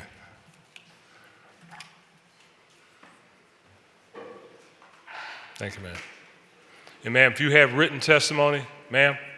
If you have written testimony, you can submit it, we can put it in the record for you. Okay? Just make sure your name's on there, we'll make it a part of the record. Okay. Our next order of business is our calendar. Before we move on with our calendar, Chair recognizes Councilwoman Gilmore Richardson. You good? All right, thank you. All right, Mr. Decker, you please read the title of 200174. A resolution also naming East Passyunk Avenue between South Street and Bainbridge Street as Avenue of the Roots. Chair recognizes Councilman Squilla. Thank you, Mr. President. I move for the adoption of the resolution. Second. It's been moved and properly second. All those in favor say aye. Those opposed, ayes have it. Resolution 200174 is adopted. Mr. Decker, 200176. A resolution authorizing the creation of the Philadelphia Fashion and Garment Industry Task Force. Chair recognizes Councilman O. Thank you very much. I move for adoption of the resolution. Second. It's been moved and properly second. All those in favor say aye. Those opposed, ayes have it. Resolution 200176 is adopted. Mr. Decker, 200006. An ordinance providing for the submission to the qualified electors of the City of Philadelphia of an amendment to the Philadelphia Home Road Charter to provide for a preference in civil service examinations for any qualified graduate of a career technical education program in the School District of Philadelphia, as approved by resolution of the City Council, fixing the date of a special election for such purpose, prescribing the form of ballot question to be voted on, and authorizing the appropriate officers to publish notice and to make arrangements for the special election. Chair recognizes Councilwoman Gilmore Richardson. Thank you, Mr. President. Today, after much conversation with a number of the veterans that are represented here, including some that are here in the gallery, I would like to offer an amendment to Bill number 200006. A copy of the amendment has been circulated to all members of council, and I move for the adoption of the amendment. Second. It's been moved and properly second for the amendment to 200006. All those in favor say aye. Those opposed, ayes have it. 200006 has been amended. It will be placed on our second reading and final passage calendar at our next session of council. Mr. Decker, 200016. An ordinance amending section 19-1508 of the Philadelphia Code entitled Refunds and Forgiveness for Poverty Income to revise the tax rate. This bill has been heard on 2 separate days. The question is, shall the bill pass finally? Mr. Decker, call the roll. Councilwoman Bass. Councilwoman Brooks. Councilman Dom. Councilwoman Gauthier. Councilwoman Gilmore Richardson. Councilman Green. Councilwoman Gimm is voting aye. Councilman Johnson. Councilman Jones. Councilman O. Councilman O'Neill. Councilwoman Parker. Councilwoman Quinones Sanchez. Councilman Squilla. Councilman Thomas. Council President Clarke. Aye, the ayes are 16, the nays are 0. Majority of members present voting in affirmative, the bill passes. Mr. Decker, 200117. An ordinance approving the amendment of the fiscal year 2020 capital budget, providing for expenditures for the capital purposes of the Philadelphia Gas Works, including the supplying of funds in connection therewith, subject to certain constraints and conditions, and acknowledging the receipt of the revised forecast of capital budgets for fiscal years 2021 through 2025 as amended. This bill has been heard on 2 separate days. The question is, shall the bill pass finally? Mr. Decker, call the roll. Councilwoman Bass. Aye. Councilwoman Brooks. Aye. Councilman Dom. Aye. Councilwoman Gautier. Aye. Councilwoman Gilmore Richardson. Aye. Councilman Green. Aye. Councilwoman Gim is voting aye. Councilman Johnson. Aye. Councilman Jones. Aye. Councilman O. Aye. Councilman O'Neill. Councilwoman Parker. Councilwoman Quinones Sanchez. Aye. Councilman Squilla. Aye. Councilman Thomas. Aye. Council President Clarke. Aye, the ayes are 16, the nays are 0. Majority of members present voting in affirmative, the bill passes. Mr. Decker, you have any additional resolutions? A resolution authorizing the Committee on Children and Youth to hold hearings on the impact of sonic devices on young people on public property, introduced by Councilwoman Gim. Chair recognizes Councilwoman Parker. Thank you, Mr. President. On behalf of Councilwoman Gim, I move for the adoption. It's been moved and properly second. All those in favor say aye. Those opposed, the ayes have it. That resolution is adopted. And a resolution authorizing the Committee on Children and Youth to conduct hearings regarding the city's investment in expanding developmentally appropriate, trauma-informed, and evidence-based programming for youth experiencing violence and gun violence in their communities, introduced by Councilwoman Gim. Chair again recognizes Councilwoman Parker. Thank you, Mr. President. On behalf of Councilwoman Gim, I move for the adoption. It's been moved and properly second. All those in favor say aye. Those opposed, the ayes have it, and that resolution is adopted. And a resolution honoring Barry Bessler on the occasion of his retirement as Director of Policy and Compliance for the Department of Philadelphia Parks and Recreation, and recognizing his 40 years of service to the City of Philadelphia, introduced by Councilman Dom on behalf of Councilman Heenan. Chair recognizes Councilman Dom. Thank you, Council President. On behalf of Councilman Heenan, I move for the adoption. All right, thank you. It's been moved and properly second. All those in favor say aye. Those opposed, the ayes have it, and that resolution is adopted. And a resolution honoring and celebrating the life of James Pointman Abram for his selfless dedication to his country, his fellow veterans, his community, and his loving family, introduced by Councilman O. Chair recognizes Councilman O. Thank you very much. I move for adoption of the resolution. It's been moved and properly second. All those in favor say aye. Those opposed, the ayes have it, and that resolution is adopted. There are no other resolutions on the final passage calendar, Mr. President. Thank you very much, Mr. Decker. That concludes our calendar for today. Are there any speeches on behalf of the minority? Chair recognizes Councilman O. Thank you very much, Council President. I do understand that as a result of my resolution and bill today, I will be entertaining conversation. I think that's a great thing. People have different opinions. I've spoken to a lot of folks. I would say I'm pretty familiar with the subject matter. The only thing I'm going to say is when you approach me to talk about me, I'm going to start with these numbers. 120,000 murdered in Mexico between 2006 and 2012, all related to providing heroin to the United States. 120,000 estimated murdered in Mexico. 27,000 still missing. Start with those numbers. Then move to the number of people murdered in Philadelphia, incarcerated in Philadelphia, all involved in the drug trade. Human trafficking from minors, women, go through the list. If you want to show me studies, include all those numbers, and we'll talk about the harms done because of illegal drug trade. And that's a conversation we can have about prolonging and extending the use of drugs by people who are addicted and unable to take action themselves. There are proven ways to help addicted persons, and I will disagree that this is a good way to do it, and we can have that conversation. Thank you. Thank you, Councilman. Speeches on behalf of the majority. Chair recognizes Councilman Johnson. Thank you, Council President. This evening in the southwest part of my district at Myers Recreation Center from 6 p.m. to 8 p.m. we'll be hosting a Peace Not Guns town hall meeting to focus on what I consider the number one issue that we're addressing here in the city of Philadelphia, and that's the issue of gun violence.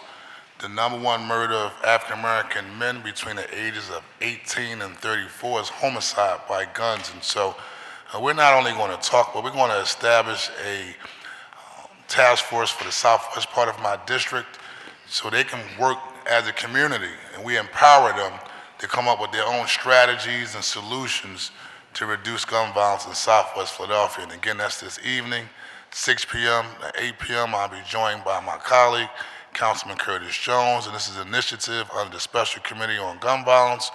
And I will encourage any of my other colleagues that want to join not only the discussion, but be a part of the strategy and plan to reduce gun violence. You're more than welcome to attend.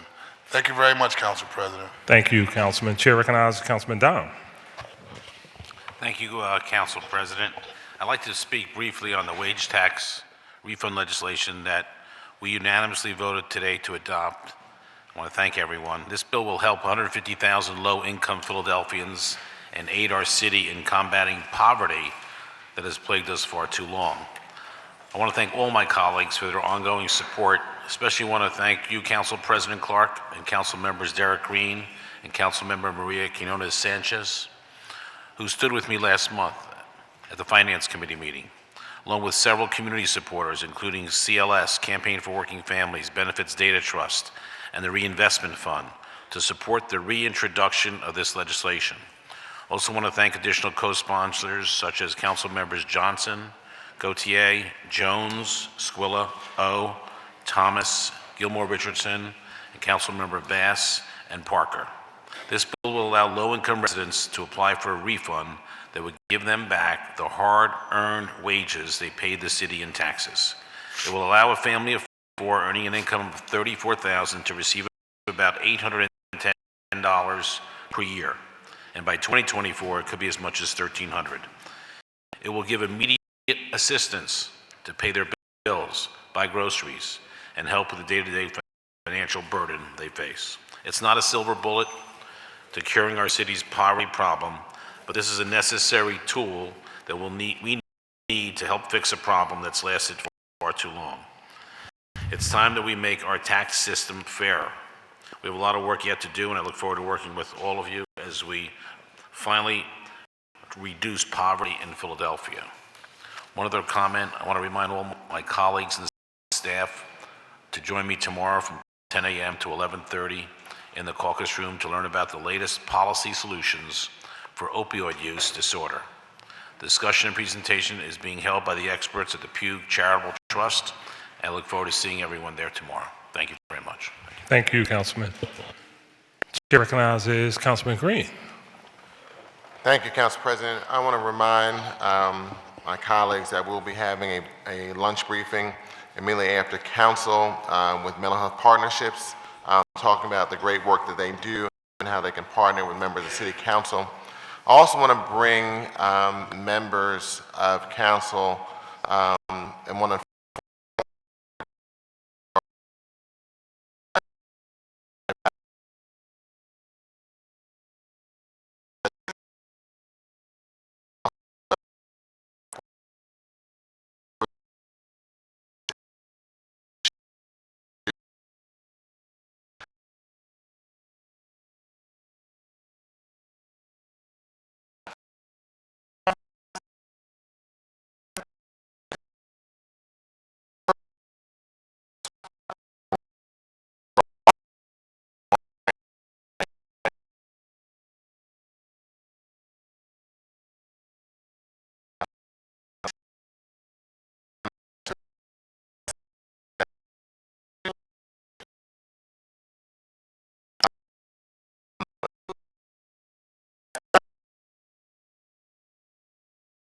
for when this will go into effect, that if you are a program that deals with any type of addiction services, if you do not allow medically assisted treatment individuals into your program, you will be defunded.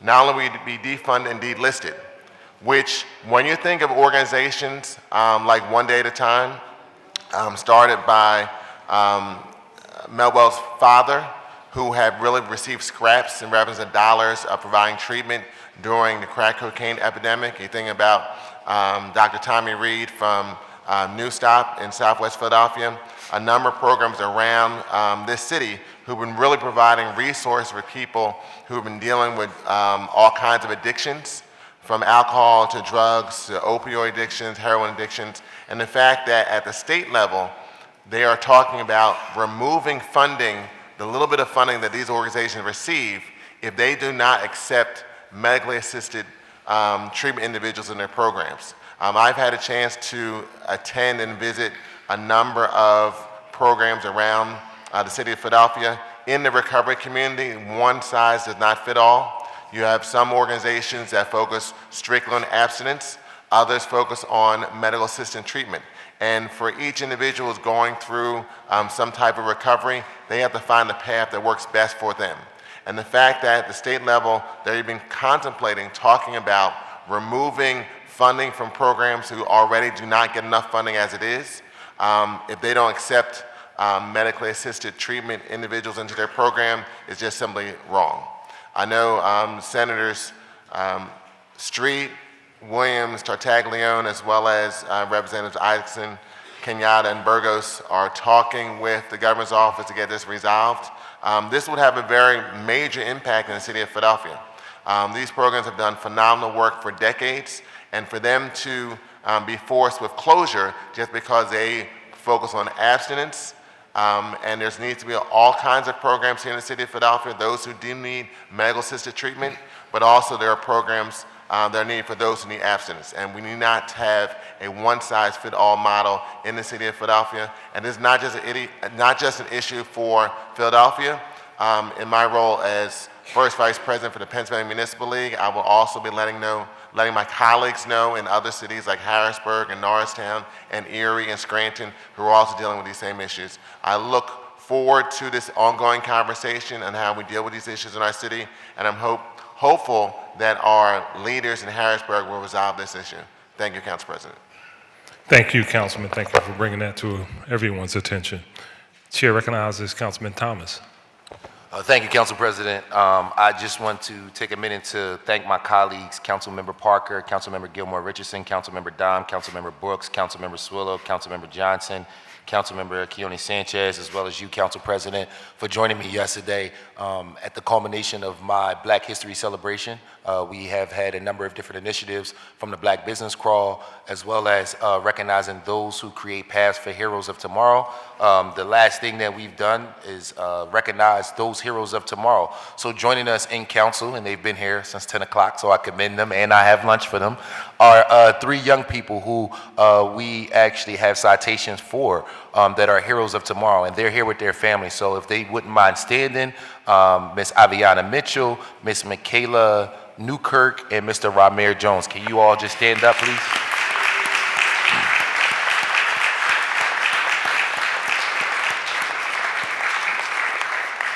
All three young people participated in a phenomenal oratorical contest on Martin Luther King Day. They talked about how they can use their intellect and their oratorical skills to be the change that they want to see. So immediately after council, I have their citations. Any of my colleagues who can take a couple minutes after council to take a picture with us, we definitely appreciate it. Thank you, and thank you, young people, and thank you for your parents. Thank you, Councilman. Thank you. Congratulations. Chair recognizes Councilman Squilla. Thank you, Mr. President. And I usually don't give speeches, but you know, this week we found out about Safe House going into a site without any input from the community, and sort of lost my cool a little bit at a press conference. Is usually not my style, but understanding, thank you. understanding that we represent both the people who are in addiction and the surrounding communities who are impacted by addiction. And it's a sad situation, it's a hard situation, but we have to stand up to protect both issues. And what happened this week is just outright wrong, to be able to put something in a community without any input, whether you call it a medical emergency, whether you call it something that is necessary to save lives. We all want to save lives, and our goal is to save lives. To pit people against each other, to say that we want to, people who are against saving lives, is just wrong. And what the administration is doing here by selecting a site that is not only in an area that has a daycare center, a preschool in it, 2 preschools, this is something that we need to address, because to have this, we can't have a billiards hall 500 feet from a daycare or a school. We have a high school 1 block away. We can't have a tattoo parlor 500 feet from a school or a daycare. And yet we think it's okay to put a safe injection site in the same facility with the same building. And whether you support these safe injection sites or you don't, you have to be upset at the process. And we as a council, I think, have to stand united. I want to thank my colleagues for reaching out and supporting that. We believe a process has to be done, and we never have to get 50% support, 100% support to move these things forward. We have to make tough decisions, and that's why we're elected. But then we could have that decision and that conversation with these communities that these sites are going in. And I'm very disappointed on how this played out. We, Councilmember Sanchez and myself, actually went on a trip with some of these folks, and we thought we had a great rapport with them, working with them, talking with them. Not that we agree with everything that they say or do, but we are willing to work with them and look for best practices, look for ways to help more people, give us more tools in the tool shed to help people who are addicted to opioids. And to do this was just wrong. And I want to say that we'll do whatever we can as a council to help protect our citizens, to help to protect the people who are in addiction. And we want to continue to work with all the people to make sure we right this wrong. Thank you. Thank you, Councilman. Chair recognizes Councilwoman Fiona Sanchez. Thank you, Mr. President. I want to join in on Councilman Squilla, and I know Councilman Kenyatta Johnson. We've done a lot of work over the last decade and definitely over the last 3 years as this opioid addiction has gotten out of control. And it's very concerning when we send competing messages or contradictory messages. On the one hand, we want to meet people where they are. We want to destigmatize this issue. We want to talk about, well, some of us want to talk about the injustices about how this problem is dealt with when the majority of the folks affected were white versus when it was black and brown people. All of those nuances to this discussion.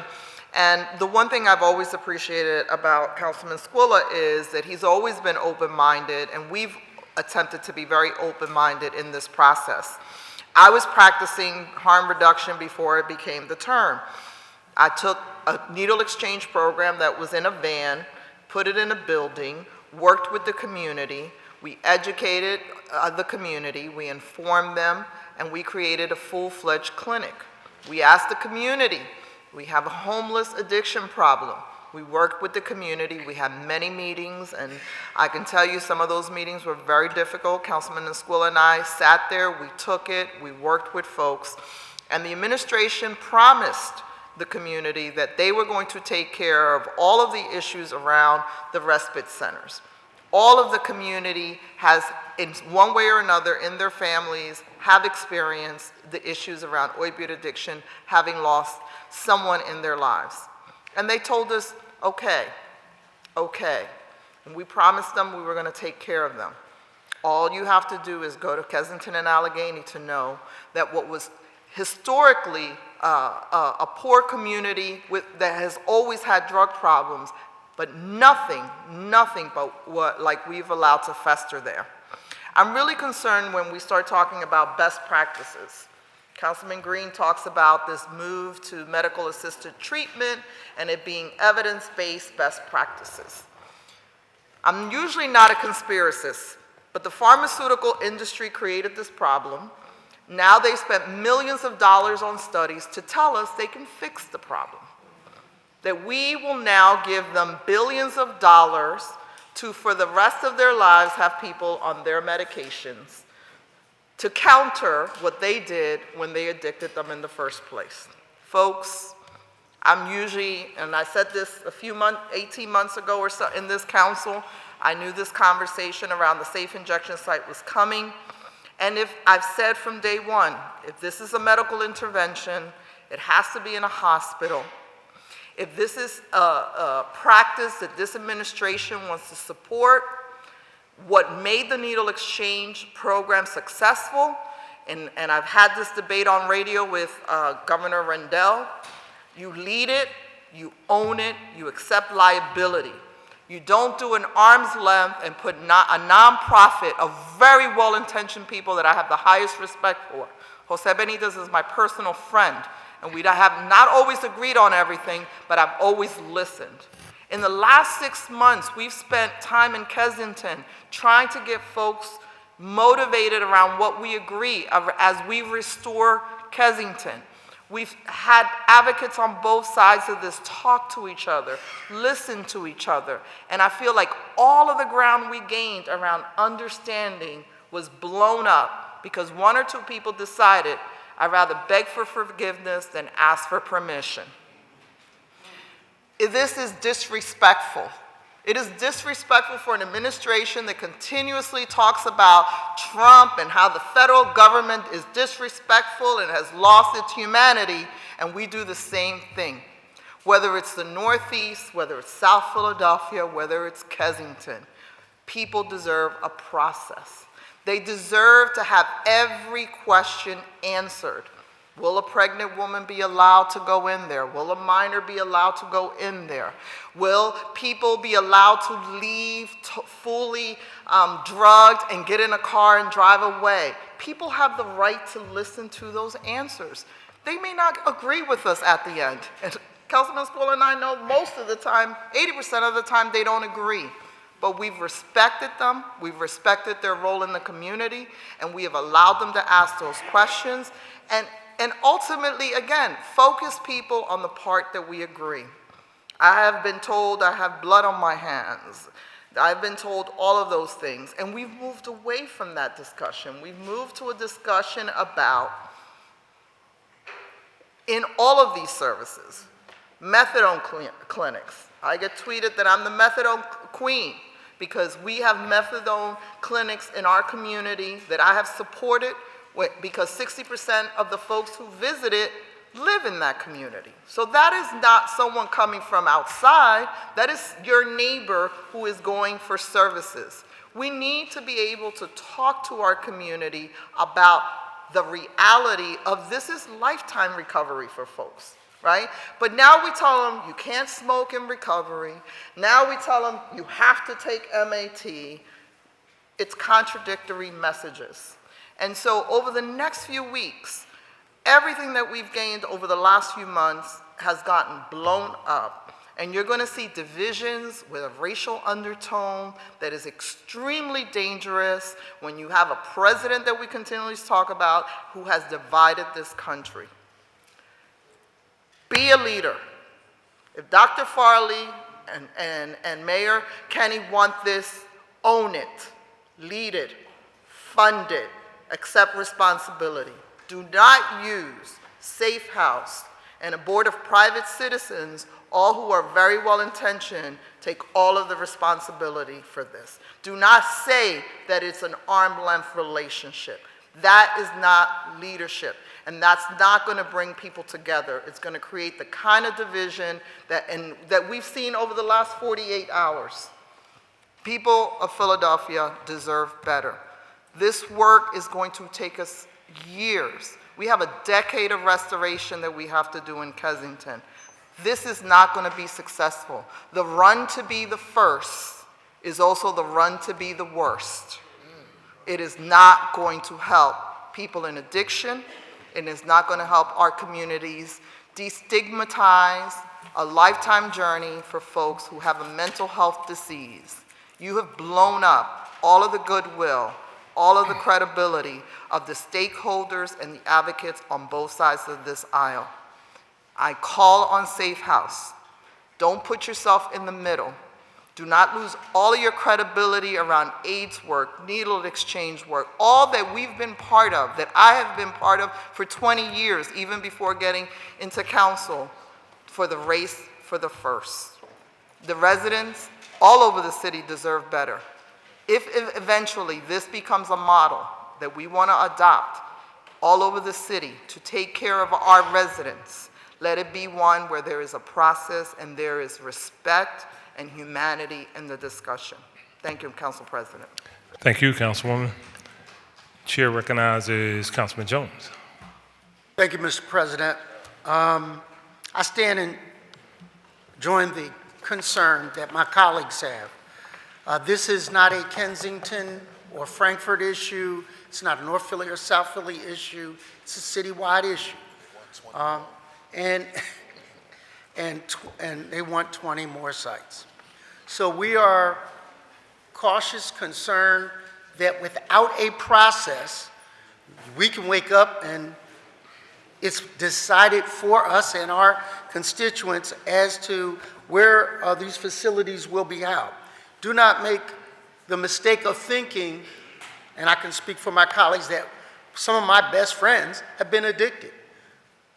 Some of my very best friends have been succumbed to this drug. We, in my district, have a methadone clinic, which when the community at the time wanted to raise up and close it, I stood in the middle of Parkside and said no, because these are our family members, loved ones, and friends that need this treatment. We went through a process, and I underline the word process, to develop a good neighbor policy where you weren't going to loiter, you weren't going to just blow smoke in kids' faces that are walking down the street, that we came up with, and it works. What we experienced the other day was not a process. It was put upon people. And when I say to you, it's not just a Kensington-Frankfurt issue. We have in West Philly, Catherine Gilmore and I dealt with the issue of pill mills that were supposed to be drugstores. We have dealt with medical marijuana that is the one shoe to fall before legalization because the state and others preempt local decision makers to be able to vet these things. And when you do that, you alienate not only the elected officials of the area, but the community itself. So the process is as important as the program. The process is as important as the program. And I know I can't speak for independent elected officials. We vary on this issue. But if you're a district council person, you have to stand up for your district. And you have to have a process that includes them. You'd be surprised how liberal some people can be, but you give them the choice to do that. You don't impose upon them. Thank you, Mr. President. Thank you, Councilman. Chair recognizes Councilwoman Parker.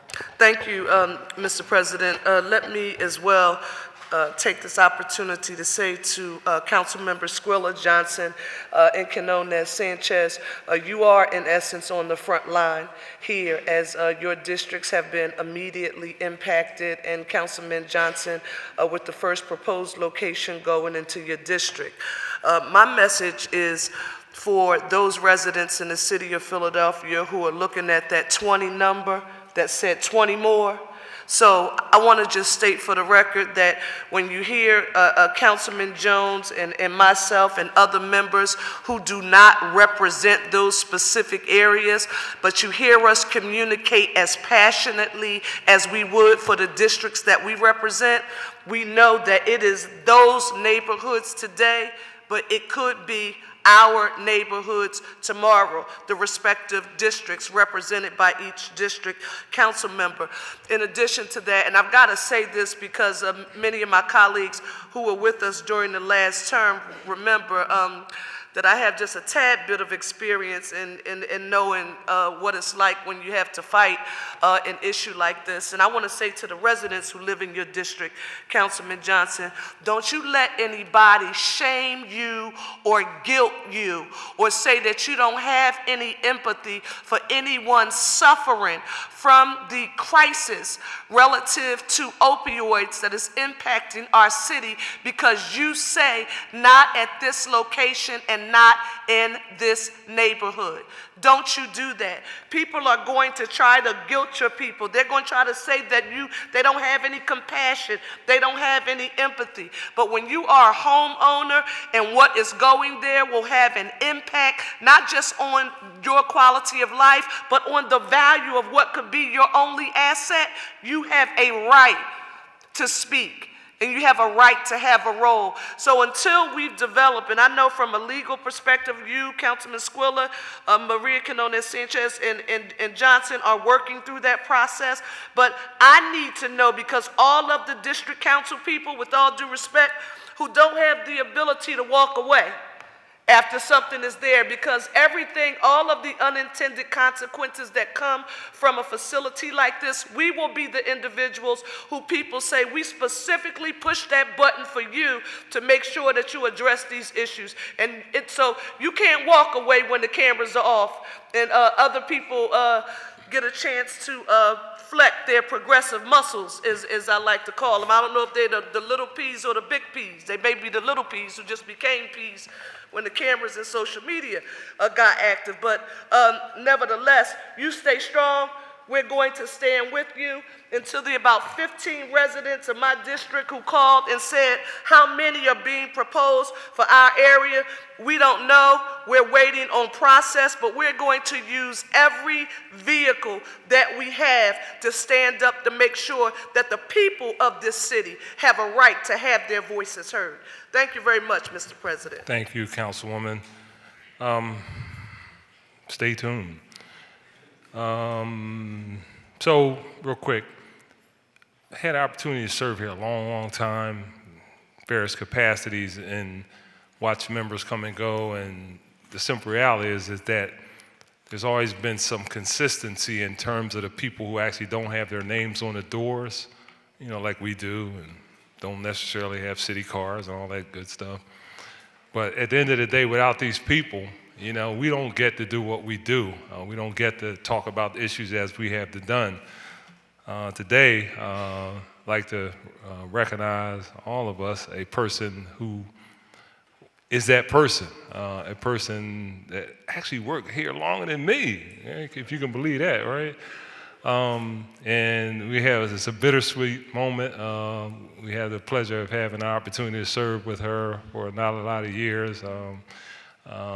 But Denise Osborne has been a class act ever since I've known her, from the 5th floor to the 4th floor. And Denise, we just want to say on the occasion of, I guess your last day is tomorrow, and your ability to experience retirement, which every time I talk to somebody who has retired, it's like, yes, I love this. So hopefully you will be in a position to say the same thing. We'd just like to recognize you, Denise, and ask you to stand up so we can give you a round of applause.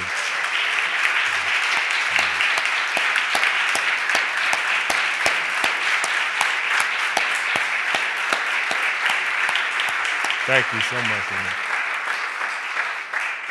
Denise has worked and made sure that chief clerk's office ran like the trains were on time every day, the clocks tick, and Denise, we just want to thank you. You've been awesome. We're still trying to figure out how in the world we're going to replace you, but you know, I know you got to do what you got to do, right? But thank you so much, and God bless you. We really appreciate you so much, Denise. Thank you. Thank you so much.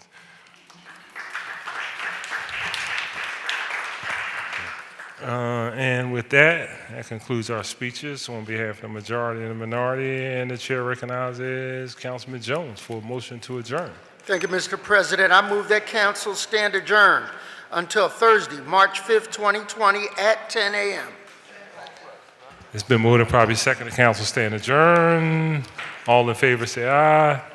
Those opposed, ayes have it. Motion Approved. Thank you all very much.